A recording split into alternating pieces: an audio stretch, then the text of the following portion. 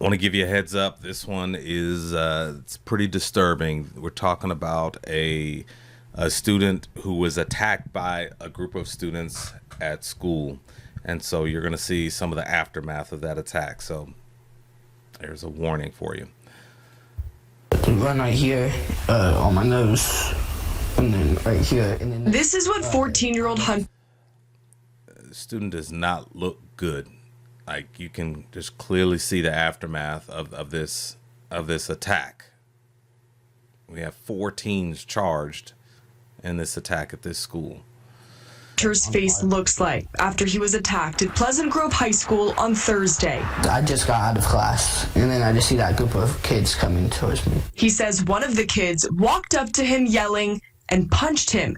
When he tried to defend himself, he says 3 other students joined in. More kids started going in, and I was in a headlock, and then I got thrown to the floor, and like this kid is like 3 times my size, and then he's like sitting on me, throwing punches at me, and then another kid joins in, kicks me, and like starts hitting me. Screenshots from a video that Elk Grove police sent to his father show the fight. It ends with Hunter face down on the ground as a teacher. Jeez Louise. And this is, as a principal, I'm just always frustrated. I'm just frustrated with students who are standing around and recording it. Now, it's not their job to step in and do something to stop it, but at the very least, they could use their voice. Someone can run and get an administrator. Because I'm not sure what's going on here, if there's multiple buildings on this high school campus, which I doubt there are. I'm wondering why they're outside. Maybe it's the I don't know, maybe it's the end of the day. But if it's the end of the day, there should be administrators outside with the buses. So I'm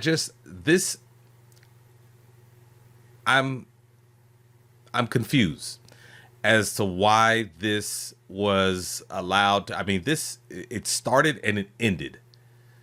Usually fights on campuses, they start, but it's broken up.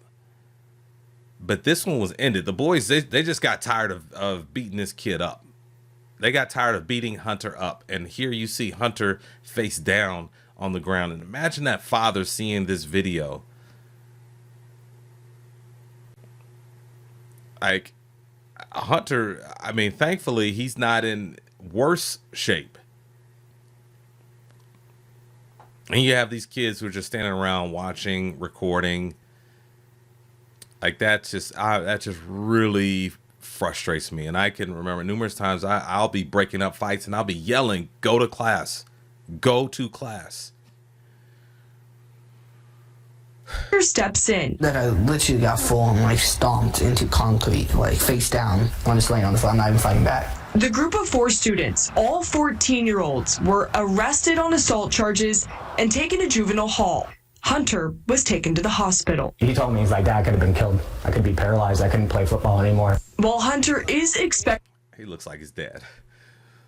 He sounds like his dad, too. To recover, his dad says he's glad the students are facing charges, but wishes more was done sooner. It just blows my mind that where's security? There's teachers there. That's a really great point. Like, where were they? Where were they?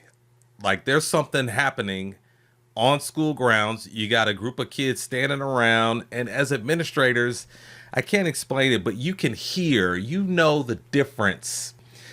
You know the difference between just like banter, the kids talking back and forth, yada, yada, yada. Because I've had this many times where I'm in the cafeteria, I'm supervising, making sure all is good, and I hear students talking, the sound of students talking. Yeah, that's normal.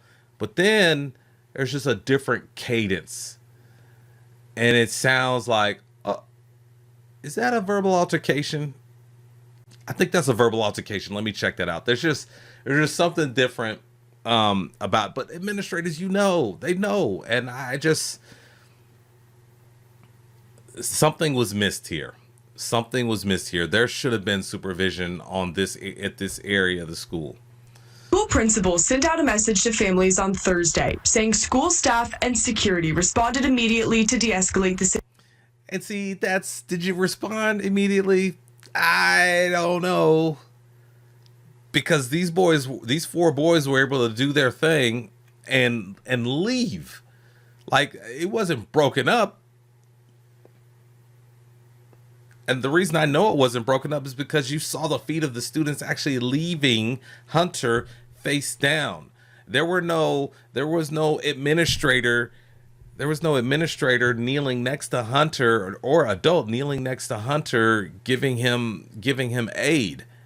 Like, this was able to take place. This was over and done with by the time administrators or security knew about it. So that's, and I get it. You don't want to admit that you had a security lapse. You don't want to do that. But I mean, that's what this was. Situation, emphasizing safety is their top priority. But Hunter says he doesn't feel safe. And that wasn't the first time that... I wonder why he doesn't feel safe, because now, again, I'm watching this with you. Now we're going to get into the why this happened. The student just doesn't get attacked out of the blue. There were some words. There's some words back and forth. There's some things going on. And now I'm not saying Hunter deserved that. But I think Hunter is about to say, he's about to talk about that, hey, I told administration there could be a problem here. I got jumped twice in the same month. And this time, his dad is considering pulling him out of school. What's going on at the school with social media, the violence, the kids getting off on it, like thinking it's like, it's entertainment at school these days. It's just, it blows my mind. Yeah, I agree with that. Hunter says he did go back to school today, but he was sent home. He says he doesn't know why. They only said he's not suspended. The district says they are investigating. Aha. That is interesting. That is, ladies and gentlemen, that's a soft suspension. It's not going to go on his record yet, but that part is interesting. And I was about to stop the video earlier. So that part is interesting. And again, like that's terrible for anyone to be jumped. That's terrible. And thankfully it wasn't worse, because those boys were able to just say, you know what, I'm done beating you up, and they left.